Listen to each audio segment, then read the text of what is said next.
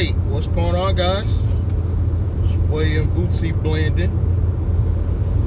I want to talk about something that I've become obsessed over. I really have. I've become overly obsessed because I just love the idea of the holding company. And which I finally have enough money, guys, to do my ironclad holding company, thanks to the stimulus money. I got the business stimulus one for $1,000 because I'm an independent contractor driving Uber and Lyft, and I also got the regular individual stimulus. And then I closed up some health savings thing that I had. It was like $700 in there. I didn't even know I set that up. It was something I set up from one of my old jobs where you had to pay into your medical. So it's like a savings account. So I got that information, closed it. That was $690 something and some change, $690 something. I got them to my bank. 2 checks from my job. And lo and behold, I had right now I got a little bit over $3,000 in the bank finally. So I can start my holding company. Even though I know that sounds like not a lot of money to you guys, but that's enough to start repairing my credit. That's key. But I work with a great credit repair company. They're a little slow, but they're very effective. So they even get all the inquiries off. Which a lot of credit repair companies, they have trouble with the inquiries. So I'm gonna work with them, get them to fix my credit for probably this next 6 months while we're in this pandemic. And then next, obviously, the holding company. I got the perfect name for my holding company. I'm gonna set it up as a S corporation. I'm not a tax guy, but I've already researched what type of company, what type of tax structure I want to go with. So consult your CPA or accountant. I am not. I'm just giving you experiences that I'm learning myself on my journey. So it will be an S corporation set up in most likely Wyoming for anonymity, so nobody will know I own it.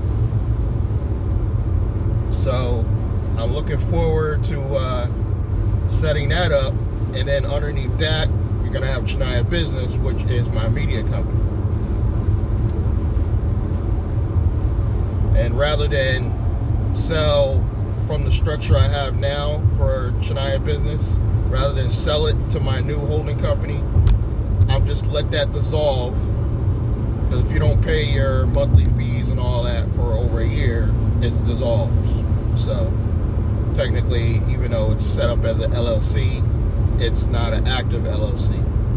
So all I gotta do is move it under the holding company, set up a brand new operating company, but just using the same Shania Business name.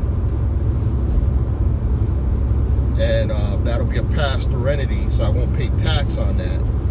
I'll only pay tax to the holding company,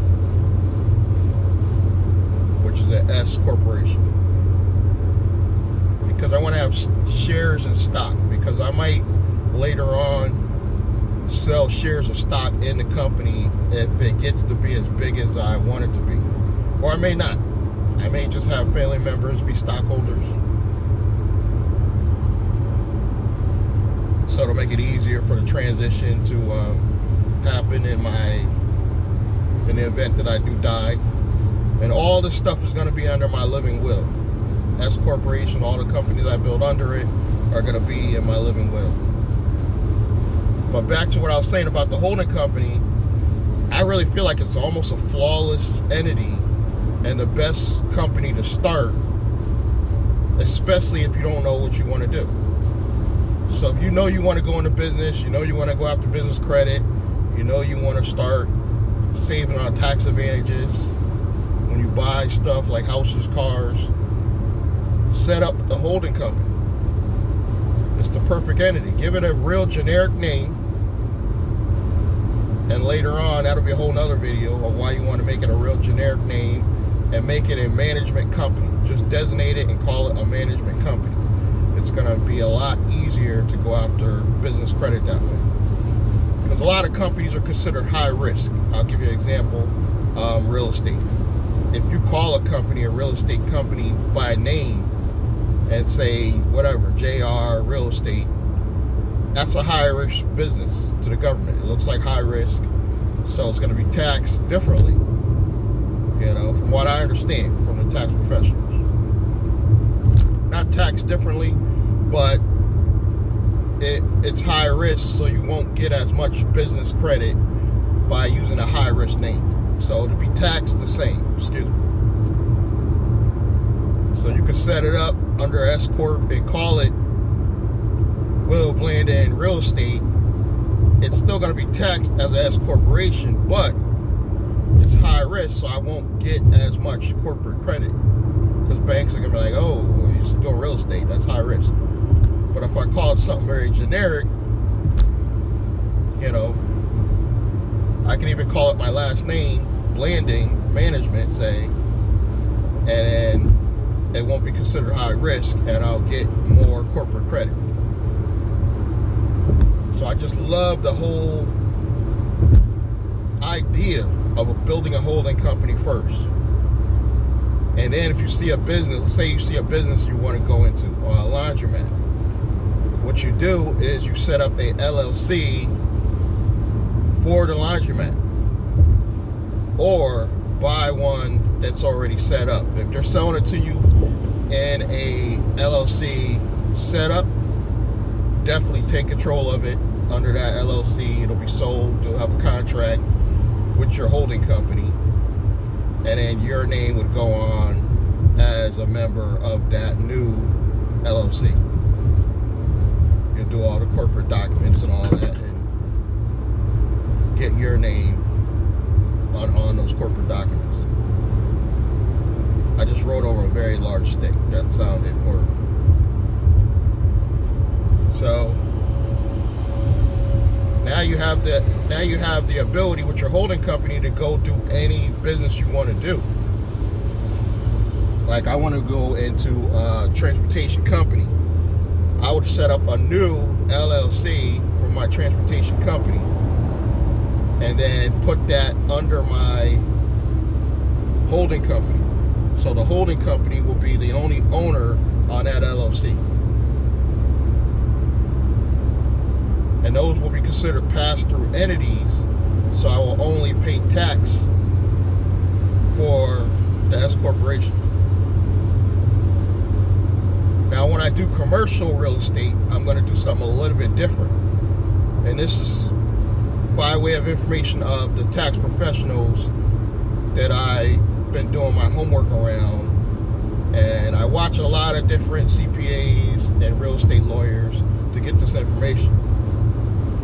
So when I'm ready to do real corporate buildings or commercial property, I'm going to set up another separate holding company. And I'm going to set that up in Delaware, because when you're doing commercial, I guess the way I understand it, they feel more comfortable with you using a state like Delaware as opposed to what they consider shady state like Nevada. So I would set it up in Delaware, which you still can have anonymity, and you can still set it up so nobody knows you're the owner, which I'm going to do, because I always have a fear of getting sued. Even though I have little to no money right now, when I have the type of money I'm trying to get, I'm always paranoid. So I'm always going to believe that somebody's out to get me. So I'm going to set these corporations up in a manner that nobody knows I own them. If I get in trouble, let's say I get arrested, it's not going to affect my companies. My companies will keep running day to day. I have the right people in place, so if something happens to me, my company's still running. That's the way you really want to set all this up. You eventually want to have somebody running everything except your holding company. The holding company just holds money. For those of you who don't know, a holding company is like any other corporation or LLC, but it doesn't do business with anybody directly. It only is there to provide management for the other companies under it. It's the parent company. So it's only there to provide management and the whole assets and cash. So it's never going to do business with anybody, therefore it will never get sued. Anytime you want to do business with somebody, you would set up a baby company underneath that holding company and then have the appropriate people in it to run it. So now you can walk away and go start another business. Set that one up, go start another one. This is how I'm going to build this stuff out. I'm literally going to go company to company as far as the baby companies that are operational companies. I'm going to set each one up where it runs itself. And then I'm not going to walk away, but I'm going to go start this other one. Set it up, walk away. So eventually I want to have 4 to 6 operational companies under my holding company running themselves. So I don't physically have to be there day to day for it to run smoothly. And then eventually all I have to do in my whole day is basically just drive around checking on those different businesses. Just make surprise pop-ups and see how things are operating. Operating smooth, you know, okay, next month I don't have to go see that one, I can go to this one. You know, and maybe spend a day there or whatever, help out. You know, that's how I want this to run. I want it to run like a smooth machine, where the only company that I'm really working on in my day-to-day is my holding company. That's the only one I really should worry about, and make sure the payments from all those baby companies are flowing up to my holding company. Make sure each business is have to pay, probably pay a monthly payment to my holding company, which in turn is going to pay its only employee, which is me. The only employee needs to be on the holding company is me. But like I said, I may bring in other people. I may bring in my daughter or somebody to even be in place for that. So if I die, that's taken care of.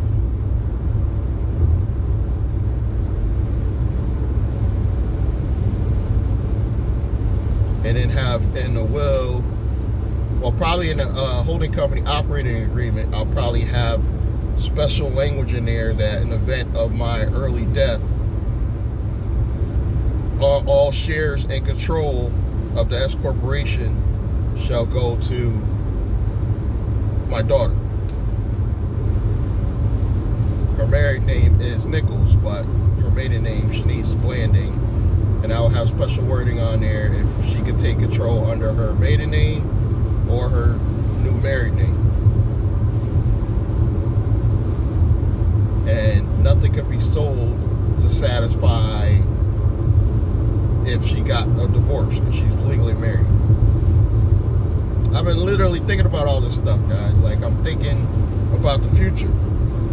In this pandemic, you gotta start thinking about the future. Even though it looks or feels to some of us like the end of the world, eventually we're gonna come out of this, and we gotta be ready to get these clearance prices on real estate and cars, and have the type of personal credit that you can use to your advantage. That's what I'm trying to accomplish this year. And that's what I want for all of you. The same security I'm trying to build for myself and my company, I want you guys to feel that too. You know? And it starts with saving your stimulus money. I know some of you it's too late, you already spent it, but put your stimulus money in the bank, and that should be a down payment on you either repairing your personal credit or starting your holding company. That's what that money, if you could afford to blow it, if you have to buy toilet paper and food, you have no choice, by all means use that money for that. But if it's extra money and all you're gonna go do is go to Walmart and buy a flat screen TV and a PlayStation, you need to rethink that idea. because this could change your future. Unless you have a YouTube channel for gaming, that PlayStation and TV is doing nothing for you. And if you build this holding company and then build a YouTube channel underneath that holding company, then maybe it is time to do a gaming channel. Do what your passion is. But get the right structure so when you start making money, you're actually going to be able to build something that's going to create a future for you. Because while you're just gaming and doing videos, your holding company could be building corporate credit. So after that 6 months where you just play games all that time, you could actually have a holding company over here that actually has corporate credit now, where you could go do something real, like go buy a piece of property. This stuff will work if you do it in the correct order. And it would start with you probably fixing your personal credit, because you're going to need that. You don't necessarily need it to, if you have, here's my suggestion. If you're at about 680, you probably don't need to waste money focusing on your credit. Just start your holding company and start a side business, something you can start putting physical money into that holding company. I have Uber and Lyft. Believe it or not, Uber or Lyft is a side hustle, but it pays me like a full-time job. It's really a side hustle that pays me like a full-time job. I can make $80 to $100 a day in this pandemic without really driving more than 4 to 6 hours a day. Now, if you already have a job, that money could all go into your holding company. And then you have corporate credit. Eventually you have spendable corporate credit. Now you could go buy something tangible that can make you more money. If you're in transportation, it'd be more cars. If you want to get into real estate, you'll buy that first investment property and put down a sizable deposit. You might actually be able to put down 10 grand.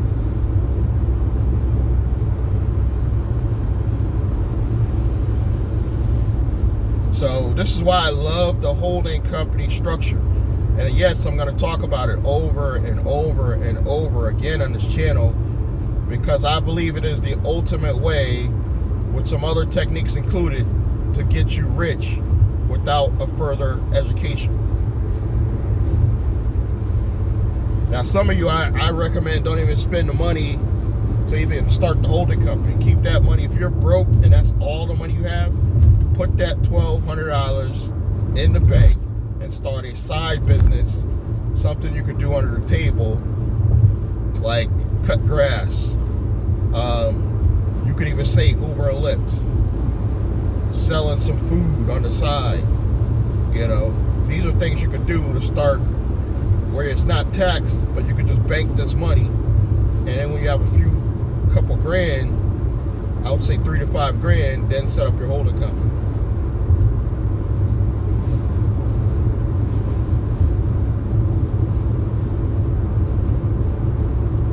So this is the journey I'm on. This is what I'm going to try to teach going forward on this channel. I am going to be talking about other stuff like ZTEGRITY.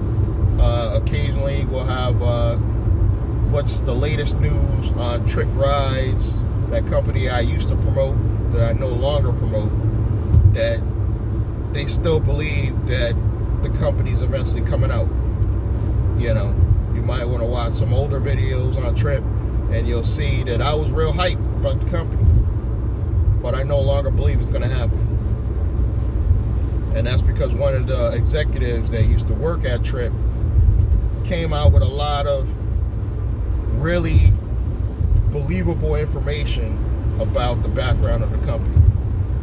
And it's he has his own channel now, and I believe it's called the Trip Lawsuit. And I'm already subscribed to the channel, and that's all he does is talk about the negative side of Trip when he was an executive there, or officer. This is why you got to be careful when you're building this stuff to put the right people in place.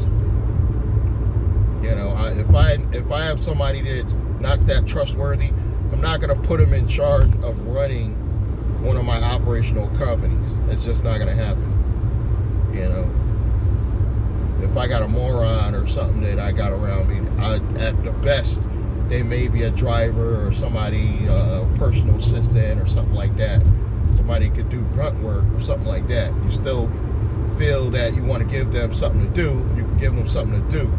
But if you know they're irresponsible, I would not put them in charge of one of your operational companies. I would rather have strangers that have a proven track record to run my operational companies. Somebody I know that's going to respect me as a boss.